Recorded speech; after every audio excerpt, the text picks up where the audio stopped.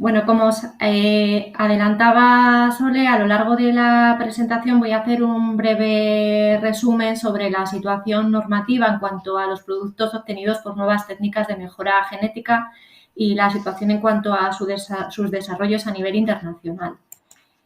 Como todos sabéis, el hombre lleva miles de años modificando el genoma de los animales y las plantas. Esto no es algo nuevo. Además, como todos sabéis, todos los organismos estamos sometidos a cambios en nuestro genoma que pueden ocurrir espontáneamente y también como consecuencia de los factores ambientales. Estos cambios han sido la base de la evolución mediante la selección natural y al final el conocimiento de estos cambios y esta diversidad genética es lo que nos ha permitido utilizarlos a favor de la consecución de los diferentes retos a los que se ha venido sometiendo el sector agroalimentario gracias a la selección de esos caracteres deseables. Ahora el futuro y el presente está representado por lo que se conoce como nuevas técnicas de edición genética o nuevas técnicas de mejora genética por múltiples nombres. En el caso de Europa, la Comisión Europea ha determinado que estas tecnologías son aquellas capaces de modificar el genoma y que han surgido después de 2001. Después de 2001 porque es la fecha en la que se adoptó la normativa de la Unión Europea. Entonces, si nos ponemos a pensarlo, quizás nuevas técnicas no sea el adjetivo más adecuado, nuevas, porque al final en ciencia y tecnología algo deja de ser nuevo de un día para otro. Otra cuestión que caracteriza estas nuevas tecnologías es el hecho de que al final estamos hablando de un grupo muy heterogéneo de técnicas, muy diferentes, y yo me voy a hacer dos, que son la cisgénesis y la mutagénesis dirigida. Y luego, al final de la exposición, veréis por qué me voy a centrar en estas dos tecnologías. ¿La cisgénesis en qué consiste? La cisgénesis consiste en emplear técnicas de modificación genética, pero en este caso el ADN transferido pertenece a la misma especie que la planta transformada o a una especie sexualmente compatible. Un ejemplo, aunque imagino que luego os contarán bastantes más, las patatas resistentes a una enfermedad, el tizón tardío, que se consigue mediante la introducción de un gen presente en patatas silvestres. El otro grupo de tecnologías del que me gustaría hablaros es de la mutagénesis dirigida. La mutagénesis dirigida, como su propio nombre indica y como ya ha explicado con anterioridad Elena, lo que permite es insertar cambios en una sección concreta del genoma de tal forma que se obtienen cambios muy precisos en comparación con las tecnologías clásicas de mutagénesis aleatoria. Este proceso, pues al final lo que nos permite es modificar el funcionamiento de un gen o la expresión de una determinada proteína. Ejemplo, todos lo conocéis, el trigo con bajo contenido en gliadinas que están desarrollando e investigando un grupo de investigación español. Y dicho esto, estos son solo dos ejemplos porque al final también lo han comentado con anterioridad, se trata de unas tecnologías en gran expansión y recientemente el Centro Común de Investigación Europeo publicó un informe sobre las solicitudes que se habían presentado ante las autoridades competentes a nivel internacional para desarrollar productos con estas tecnologías que pudieran luego comercializarse. Y el caso es que hay más de 600 solicitudes, en total 645, de las cuales 426 corresponden a plantas. Y destaca por encima de todas las técnicas la tecnología CRISPR-Cas. Es cierto que un 64% de las mismas están en una fase todavía temprana de desarrollo, pero un 32,6% estaría en una fase bastante avanzada, con lo cual es previsible que en breve pudieran llegar a comercializarse en los mercados internacionales. Es interesante también ver que la mayor parte de estas aplicaciones se desarrollan en cereales, pero también tienen interés en otros tipos de especies, como por ejemplo oleaginosas, frutas, ornamentales, etc. Y si vemos el mapa, pues a la cabeza está, como no, Estados Unidos, pero también destaca China, donde se está haciendo una importante labor de apoyo a la investigación con estas tecnologías. El tipo de compañías que está presentando, de instituciones que está presentando estas solicitudes, pues destaca fundamentalmente el sector público y el sector académico, pero también tiene importancia el sector privado. Y luego, por último, ¿en qué se está investigando? Fundamentalmente, el top 10, por así decirlo, le ocupa la modificación de la composición, el caso que os he comentado del trigo con bajo contenido de gliadinas, y también la resistencia a factores bióticos, pero también pues, la mejora de la producción, la resistencia a factores abióticos como por ejemplo la sequía, salinidad, etc. ¿De qué depende que todos estos productos puedan estar disponibles y llegar al mercado? Pues de muchos factores, pero un factor muy importante es la regulación. ¿Tenemos un marco regulatorio común para estos productos? La respuesta es no, no tenemos un marco regulatorio común para estos productos. Es cierto que en materia de organismos vivos modificados genéticamente sí que existe un protocolo internacional, el Protocolo de Cartagena de Seguridad de la Biotecnología, que define que es un organismo vivo modificado genéticamente como aquel organismo que tiene una combinación nueva de material genético obtenida mediante la aplicación de biotecnología moderna. Sin embargo, no todos los países son parte del Protocolo de Cartagena y no todos los países utilizan la misma definición. ¿Esto a qué nos ha llevado lugar? A que en el caso de los productos obtenidos por nuevas técnicas genéticas existan marcos regulatorios muy diferentes. Tenemos por un lado un grupo de países que han adaptado su normativa teniendo en cuenta para los productos obtenidos por estas nuevas técnicas. Argentina, Australia, Brasil, Chile, bueno, tenéis los ejemplos en la presentación. Y luego hay un grupo más numeroso de países que no han revisado la normativa y mantienen la legislación de OGM. Pero la salvedad es que hasta el 50% de los mismos, incluyendo la Unión Europea, estarían ahora mismo en un proceso de revisión de su normativa. Y luego tenemos el caso particular de Canadá. Como sabéis, Canadá es un país que no tiene una definición de organismo vivo modificado genéticamente porque en Canadá lo que se regula es la novedad de los rasgos introducidos, no la tecnología ni la modificación de modificación genética. ¿Cómo se han desarrollado estos cambios legislativos o cómo se están desarrollando? Pues en base a tres planteamientos. Tendríamos por un lado un planteamiento basado por el producto. Este planteamiento lo que hace es exceptuar determinados productos de la normativa aplicable a los organismos vivos modificados genéticamente. ¿En base a qué? Pues en base a la ausencia de una nueva combinación de material genético, es decir, aplicamos estrictamente la definición de Protocolo de Cartagena. También en base a la ausencia de DNA recombinante, DNA exógeno en el producto final. O bien también se pueden exceptuar a aquellos productos en los que se han introducido pequeñas deleciones o sustituciones en pares de base. ¿Qué tienen en común todas estas excepciones? Pues que al final estos cambios genéticos podrían obtenerse por selección natural o mejora clásica. Y bueno, muchos de estos países que han adoptado o que van a optar por este enfoque lo que hacen es establecer un sistema de notificación voluntaria en el que el operador en cualquier momento puede dirigirse a la administración de turno para preguntar si su producto estaría regulado o no como un organismo vivo modificado genéticamente y se le exigiría que aplicase o que aportase datos que nos permitieran demostrar que cumple esos criterios de exención. El segundo planteamiento del que me gustaría hablar es el planteamiento basado en la técnica. En este caso, los enfoques regulatorios que se están adoptando o que se podrían adoptar, pues lo que harían sería excluir aquellas tecnologías en las que el material genético exógeno estaría presente de forma transitoria a lo largo del proceso de modificación, pero no en el producto final.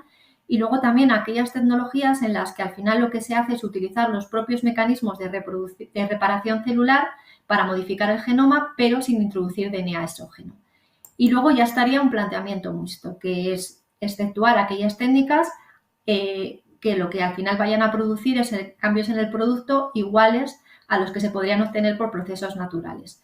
Es decir, volvemos a estar un poco en la misma tesitura que el planteamiento basado en el producto. La clave en todo esto es si al final lo que yo voy a obtener podría obtenerse también de forma natural o procesos de mejora clásica. Esto nos lleva al siguiente mapa. Tenemos por un lado un grupo de países como Argentina, Brasil, Chile o Colombia, he puesto algunos ejemplos, o Paraguay, que han revisado su normativa y se basan fundamentalmente en el enfoque caso por caso. ¿Esto qué implica? Que van analizando cada una de las solicitudes o comunicaciones, de tal manera que cuando verifican que no hay una combinación nueva de material genético, pues en ese caso, aplicando la definición de Protocolo de Cartagena, no estaría dentro de lo que se considera organismo vivo modificado genéticamente. Estados Unidos hace poco ha adoptado una regla que permite la excepción de plantas con modificaciones que podrían obtenerse de forma natural e incluyen desde pequeñas deleciones o sustituciones o la introducción de genes o genes múltiples que podrían también introducirse por procesos de cría o mejora convencional. Canadá, que ya lo hemos mencionado previamente, por lo que no me extiendo más. Tendríamos fuera del continente americano el caso de Israel, que ha exceptuado los productos en los que no se han incorporado DNA exógeno. China y Rusia, que ya he mencionado previamente a China, que no han adaptado marcos regulatorios concretos para estas tecnologías, pero sí que están haciendo una importante labor de apoyo a nivel de investigación, desarrollo e innovación. Luego tendríamos el caso de Australia y Japón, que han usado el planteamiento basado en la técnica, de tal manera que excluyen las endonucleasas de tipo 1, porque al final van a introducir modificaciones que no conllevan la introducción de DNA exógeno. Nueva Zelanda, que considera que estos productos obtenidos por nuevas técnicas son organismos modificados genéticamente. Y luego India. India no ha modificado su regulación, pero lo que sí que ha hecho es modificar las guías de evaluación de riesgo para estos productos obtenidos por estas técnicas, tomando como factor clave la presencia o no de DNA exógeno. ¿Qué ocurre en la Unión Europea? Pues ya os lo han adelantado, el caso de la Unión Europea es un caso particular, porque en el año 2018 una sentencia del Tribunal de Justicia de la Unión Europea determinó que las nuevas técnicas de mejora genética, al no tener un historial de uso seguro o no haberse usado convencionalmente antes de 2001, no podrían acogerse a la exención dentro de la Directiva de Liberación Voluntaria y, por tanto, darían lugar a productos que se considerarían organismos modificados genéticamente. Esto abrió un debate muy importante dentro de Europa sobre dos cuestiones. Si la normativa era adecuada a estos productos y, por otro lado, cuáles son las repercusiones para la Unión Europea de regular estos productos como organismos modificados genéticamente. Este debate hizo mover ficha a nivel del Consejo de Ministros, que adoptó una decisión por la que solicitaba a la Comisión la realización de un estudio sobre la situación legal de estas técnicas. Este estudio vio la luz el 29 de abril, como ya ha comentado Elena, y bueno, al final sacó unas conclusiones muy interesantes. Por un lado, dijo que efectivamente las nuevas técnicas son un grupo muy heterogéneo de técnicas que permiten obtener distintos resultados, incluyendo plantas o productos que son equivalentes en términos de seguridad a los productos obtenidos por cría convencional o por mejora clásica. También encontraron que la legislación actual no era adecuada y que necesitaba adaptarse al progreso científico y tecnológico. Vieron que estos productos tenían un potencial enorme para conseguir los objetivos de desarrollo sostenible y también de la estrategia de la granja a la mesa y la estrategia de biodiversidad. ¿Por qué? Pues porque al final permiten adaptarse, ¿no?, a factores como las repercusiones negativas del cambio climático o mejorar, por ejemplo, la salud a través de la alimentación. Pero vieron que, digamos, las repercusiones de estos productos son como una onda expansiva, ¿no? No solo afectan al sector agroalimentario, sino que al final lo que generan son beneficios para toda la sociedad. Y luego otra conclusión muy importante del estudio, en el caso de Europa, es que hay una gran divergencia en cuanto a las opiniones sobre el uso de estas tecnologías. Existen preocupaciones asociadas a su uso en relación con los posibles impactos negativos sobre la biodiversidad, coexistencia con cultivos ecológicos y también si van a menoscabar, por así decirlo, el derecho de elección de los consumidores si estos productos no se etiquetan. ¿Cuáles son los próximos pasos? Pues ya os lo ha comentado brevemente Elena, pero bueno, al final el día 26 de mayo hubo una reunión del Consejo de Ministros de la Unión Europea. Hubo un debate muy interesante sobre el estudio de la Comisión y sus conclusiones y al final la conclusión más generalizada es que efectivamente la legislación no era adecuada, no estaba adaptada al progreso científico y tecnológico y se generaban muchas incertidumbres desde el punto de vista jurídico. Y también hubo acuerdo en relación a las acciones propuestas por la Comisión, porque las acciones propuestas por la Comisión se han centrado fundamentalmente en las dos técnicas que os señalaba al inicio, la cisgénesis y la mutagénesis dirigida en plantas, pero no se han abordado acciones o no se van a abordar acciones políticas para otras tecnologías o para su aplicación en otros productos, aunque sí que se exigió por parte del Consejo de Ministros que se siguiese creando conocimiento para que lo que se inicie con las plantas pueda también servir para nuevos desarrollos, en el caso, por ejemplo, de microorganismos o incluso en el caso de los animales. Entonces, ¿qué propone la Comisión? Pues la Comisión propone seguir el procedimiento de mejora de la regulación, lo que se conoce como Better Regulation. Entonces, a finales del verano presentará una evaluación preliminar de impacto que consistirá en una hoja de ruta sobre qué queremos hacer, hacia dónde vamos, qué queremos revisar. Luego se abrirá una consulta pública abierta a todas las partes, lo cual es muy importante porque, como os he señalado, se han visto que hay mucha polarización en cuanto a la opinión del uso de estas tecnologías dentro de la Unión Europea y entonces quieren escuchar la opinión de todas las partes interesadas para intentar dar respuesta a través de las futuras acciones políticas a esas preocupaciones existentes. Y luego, después de eso, pues ya iría la evaluación de impacto con las medidas de seguimiento, que pueden ser legislativas o no, tampoco nos lo han confirmado. Y luego, pues una vez que se presente esa propuesta, como ya señalaban, pues se iniciarían los debates a nivel institucional. El horizonte temporal no está claro, probablemente sea lo que os ha indicado Elena, esos pasos. A finales del año 2022 podríamos tener ya la evaluación de impacto con las propuestas legislativas y a partir de 2023 se iniciarían las diferentes actuaciones para negociar esas propuestas legislativas u otras medidas de acción, que tampoco está claro, a nivel de las instituciones europeas.